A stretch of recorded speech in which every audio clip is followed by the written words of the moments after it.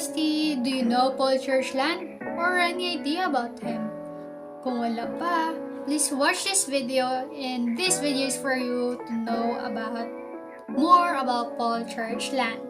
Hi, do you know Paul Churchland? Paul Churchland who? Who's that? A philosopher? For your information, Paul Montgomery Churchland is a Canadian philosopher known for his studies in neurophilosophy and the philosophy of mind. Earned his BA from the University of British Columbia, and in 1969, he was awarded a PhD in philosophy from the University of Pittsburgh. His quote is, "The physical brain and not the imaginary mind give us the sense of self." Churchland believes that beliefs are not ontological real.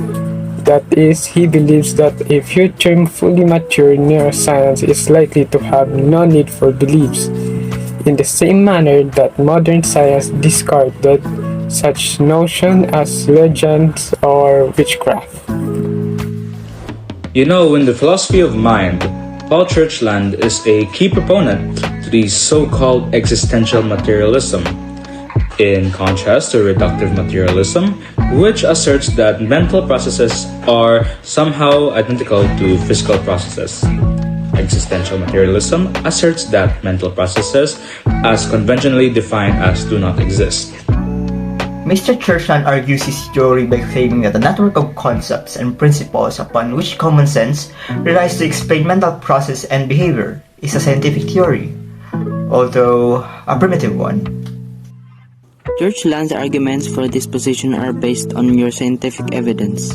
Accordingly, he aims to reduce speculations about philosophical issues to a minimum.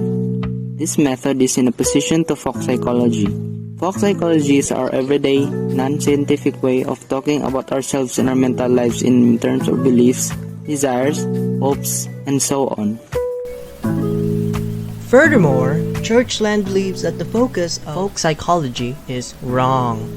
The underlying unit of animal and human knowledge is the activation of a huge population of neurons in the brain. This is one of the most crucial claims of Churchland's theory, and it serves as the foundation for the arguments for eliminative materialism.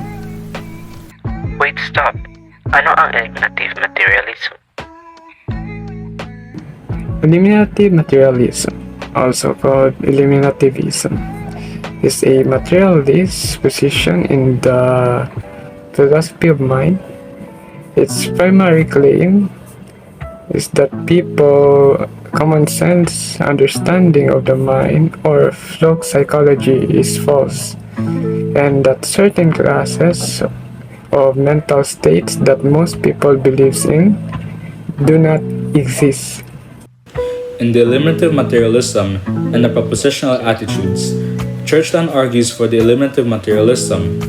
This claims that folk psychology has been incorrect all along, and that we need to start thinking of a new paradigm of what we believe to be common sense in order to figure out the world really works. In addition, it asserts that the only thing that exists in the world is the physical realm, and that the mind is not separate from the body.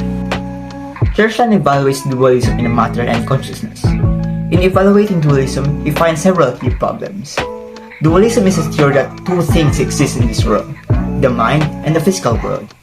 This means that humans are made of two things, the mind and the physical body. There are a lot of blanks and unknown questions when contemplating dualism. Mainly, it cannot be known how the mind and the body are linked together to form a being. The dualist cannot tell us anything about the mind or other than it exists and it conjuncts with the body in some way. The dualist argues that the mind encompasses reason, emotion, and consciousness. So, you're saying that materialism holds that the universe is completely physical, whereas dualism holds that the world is divided into two fundamental different sorts of things, such as mind and body. Dualists argue that minds are not form of physical matter and not subject to natural rules. In dualism, it can even sometimes be hard to distinguish between mind and body. In materialism, it is very straightforward, as everything is physical. In other words, a dualistic perspective on the mind-body situation leaves us with a profoundly unscientific view of the self. In contrast, behaviorism approach, denying the immaterial, unobservable self, make it possible for the scientist to observe and experiment with a behavior that is thought to define the self and the sensory stimulants that give rise to the behavior. Churchland's ultimate concession that a psychology-based conceptual framework currently used by most academic disciplines and popular culture may not be completely eradicated and replaced by a neuroscience framework remains within this physicalist framework.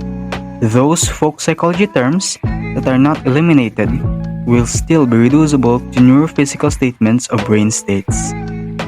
And to add, humans have been aware of the close, intimate interaction between the mind and the body since recorded history. The health of our bodies, the foods we eat, the experiences we have, all of these aspects of our physical selves have a significant impact on our mental and emotional functioning. Similarly, our emotional states, the way we think about things, our stress levels, the level of optimism or pessimism we feel, all of these aspects of our mental self have a significant impact on our physical condition. Consider how the word heart is used to express this deep relationship between the emotional and the physical. Of course, many individuals believe that there are fundamental differences between mental life and neuroscientific accounts of brain function. Many individuals feel that no matter how well scientists define physical circumstances for consciousness, the mental characteristics of self will never be reducible to these physical realities. Why? In the end, body and mental components of the self are truly separate worlds, each with its own vocabulary, logic, and organizing principles. Even if scientists were able to map out your entire brain activity at the instant you had an original idea or experienced an emotional insight. Such neurobiological description of your brain, it would provide no clue as to the nature of your personal experience at the time. According to this point, it would need a totally different vocabulary and logic to articulate and communicate the rich scope of those experiences.